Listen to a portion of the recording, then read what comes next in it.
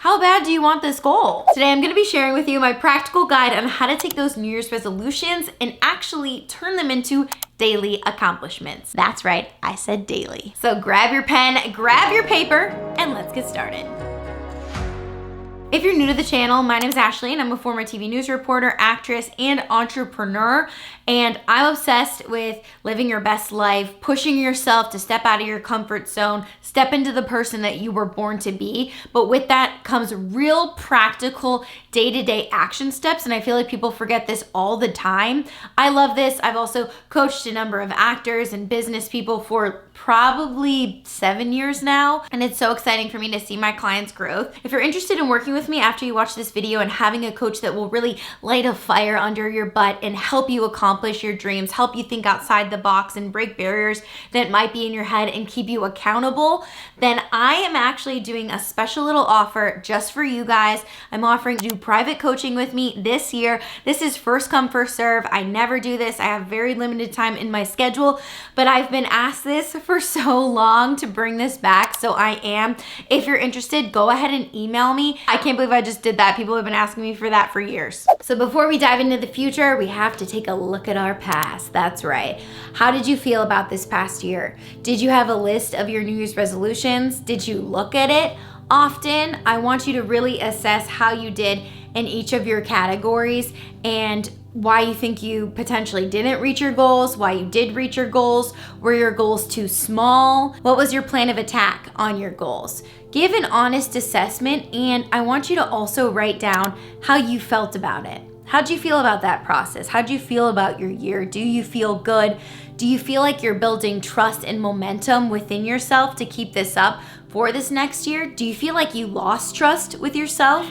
By losing trust with yourself, it means that you had a plan and you didn't stick to it and you kind of lost trust in trusting yourself that you are someone who does what they say they're going to do. So I want you to really take a deep dive. And what I like to do is I actually like to lay out in my office floor, turn off all the lights, and put on kind of a guided meditation or meditation music and really process everything about last year, going over the categories, going over your list, and really processing how you feel about them. What was potentially holding you back from some of your goals? Do you need to tweak them in a certain way? So once you do that and give yourself some time to really process and do this and really assess how we did last year, we are ready to move forward in this year. So this year, I want you to think about your categories, and I like to break goals up into categories, and we're not gonna put too many goals in each category. Here's where a lot of people go wrong because they focus on doing 12 billion things in each category. It's like, of course you couldn't do that. You can't go from 0 to 100. You have to go incrementally. I like saying like incremental steps, kind of like a ticking clock. You gotta do it incrementally, minute by minute. So I like to break this up. My categories include health, self-development and education, spiritual, travel, financial, relationships, and service. Yours might include a few other categories, but those tend to be kind of the broad overarching categories. And now I want you to think about what are your overall goals just for 2024 that you really believe in, that you can accomplish? And I'm all for, reaching big, but I also want us to keep in mind, do you actually believe that you can accomplish that? Because if you write something down and you don't believe in it, then there's no point of even putting that down. So here's the caveat. You're not gonna put down things that aren't in your control. I know that's kind of annoying. So take YouTube, for example. You want 100,000 subscribers. Hey, I do too. Hit that subscribe button if you haven't already.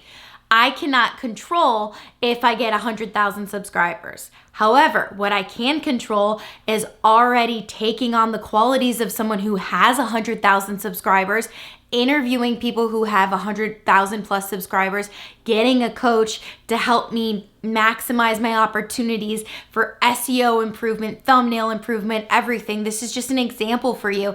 Basically, what are the steps that you can control? And I want you to think about all those. You can write down, the overarching goal, 100,000 subscribers, and start embodying that person. But I want you to start also writing down the action steps that you can actually take to become that person. And that is what we're gonna focus on. You know why? Because it's all in your hands. It's all up to you whether or not you achieve them. you're responsible. So this will definitely take some time assessing each of your goals and each of your categories. Let's just say your goal is losing weight, getting in shape. Instead, focus on what is a habit that you can do, just one habit, just 2 habits that you could take on this year that would naturally lead to that goal. So for me, I have a health coach I meet with every 2 weeks, and she's incredible, and we've already been starting these habits the last couple of months, and some of them include getting 10,000 steps a day. And an accountability aspect, and that's what I also want you to think of, accountability, is my dad and I are doing a 10,000 steps a day challenge. So we're checking in with each other every week to make sure we hit 10,000 steps. And if he does, he gets a special trip at the end of May. So stay tuned for that. But focusing on what you can control. For every goal that you write, I want you to think about the emotional attachment that you're gonna have towards that goal. How does that goal make you feel deep down in your soul and in your heart? Does it inspire you? Does it get you excited? What do you look like achieving that goal? Without that, by just writing down a blank goal and not having an emotional attachment, can guarantee that you're not going to accomplish it, because it's going to become stale. It's going to become something that you look at and you don't really think twice about. You just feel like it's something that you wrote down that one day. But if you attach something emotional to it, it'll keep bringing you back. It'll keep luring you in, and you will physically not be able to not do it. Like, you will just have to do it so much more. So attach a physical emotion to each of your goals. Within that physical emotion, it's a good idea to also attach your why. Why is that so important to you? What would it do for you to have that 100,000 subscribers, to lose the 50 pounds, to whatever your goal is? What would that do? Why is it so important? And how would you feel if you achieved it? How would you feel even just going on that journey of trying to achieve it? Attaching an emotion to your goal is part of the key to success. Now, we're not gonna stop there. And this is where most people stop. I want you to divide out all of those categories and all of those goals into quarters. This is what all business people do, all CEOs, managers, executives. They divide everything into quarters. What are your goals for Q1? So now until the end of March, what are you hoping to achieve? 10,000 steps? Okay, great. Now I want you to take your planner. Wow, this is getting annoying. This is a lot of work, right?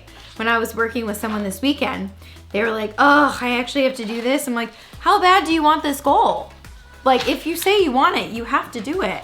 And that is, I want you to start taking each of your days and you are going to time block it. And you're gonna physically write in the times that you're going to do this. So for me to hit my 10,000 steps, I do a little workout in the morning.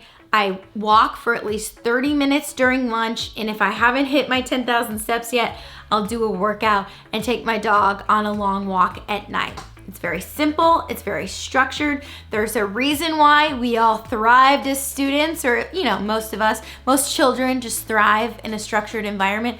Well, us adults do too. You probably don't realize, but you work really well when you don't have to kind of think about it, when it's already becoming a part of your routine, when it's already becoming a part of your structure. So you've got your quarterly, your monthly, you are now time blocking them into your schedule.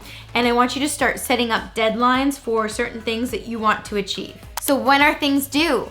I want you to literally think of your goals as if you're running your own business, because your life is your business. Your body is your temple. So you should be doing this. So I mentioned coaches. I want you to start thinking about that. Who do you need in your corner to honestly take you to the next level?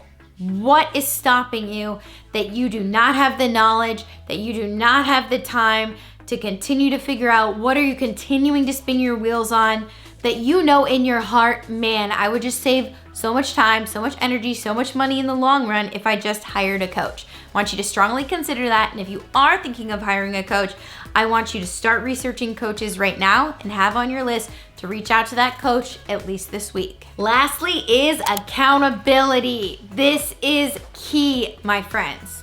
I need you to get an accountability partner. I would prefer you to have a coach, because a coach and an accountability partner is just completely different, and you will thrive much more if you have a coach that you have to report to. But if you don't, have an accountability partner that you meet with either every week, or every 2 weeks. Now, little bonus tip for you guys, do it during your lunch if you can, if your schedules align. Why I say this is schedule it in your Google Cal, your Apple Cal, or whatever it is. And why I say pick during lunch is because there's no way to avoid it. If you pick a day of the week at night or on the weekends, it's easy to say, I don't really need to show up to that. It's fine, like no big deal. We'll just push this off. We'll do it another day. Again, a coach would hold you more accountable than just a friend or a partner or a family member. But if you do it during lunch, it's kind of like you have to take lunch anyway, depending on your work, how you work, and it's already built into your schedule. So build that in at least every 2 weeks, someone to keep you accountable. Something to also consider, especially for your long-term goals, is rewarding yourself and building in rewards at certain milestones, reaching that goal. So let's just say you're trying to lose something like 50 pounds. I would build in a reward for every 10 pounds or every 15 pounds. Little reward for you, hopefully not food related, to just keep you inspired and keep you going. A big thing is making sure we are acknowledging our accomplishments, we are staying on task. But I want you to right now think, because you're in the groove, right? It's the beginning of the year, you're excited, you think you're gonna accomplish all these goals, you're not gonna be the one that burns out in February. But I want you right now in your head to prepare for adversity. I want you to think that this might not be easy, right? Like I'm gonna play that lucky girl syndrome and I'm gonna think that this is gonna be effortless, but I want you to be prepared for the seasons, for the days, for the hours, for the moments that it's not easy, because you're gonna think of this moment, you're gonna think, oh, that's what she's talking about. That's what Ashley's talking about. It's that one moment, it's that one, stop in time where this is gonna be difficult, but I just need to get through this. If you can prepare mentally that without a doubt there will be those moments, then you can already set yourself up for success in how you would react to those moments. So you can even start thinking right now, how would you react to those moments? So as we said at the start of this video, you're not just gonna write down your goals and store them away. In fact, I want you to put it in your notebook that you're gonna carry on you. I want you to put it in the Notes app on your phone. I want you to print it out and put it right next to your computer. I want you to basically put this everywhere. More importantly, in addition to those goals, is what we're gonna work on, and that's visualization.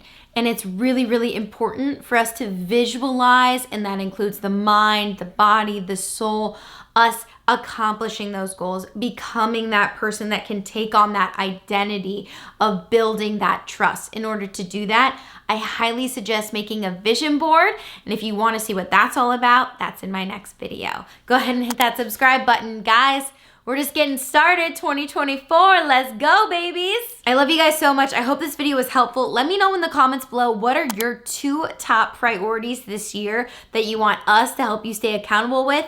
Ask any questions in the comments. I'll be sure to answer. If you haven't already, help me hit that 100,000 subscribers this year. I know we can do it, guys. We just have to do this together. We're building a community, and us continuing to share our goals with people is how people will continue to help us reach our goals, and vice versa. I love you guys so much. I hope you had a great one. In the next one, get ready to make your vision boards. I'll see you later. Show me life, show me love.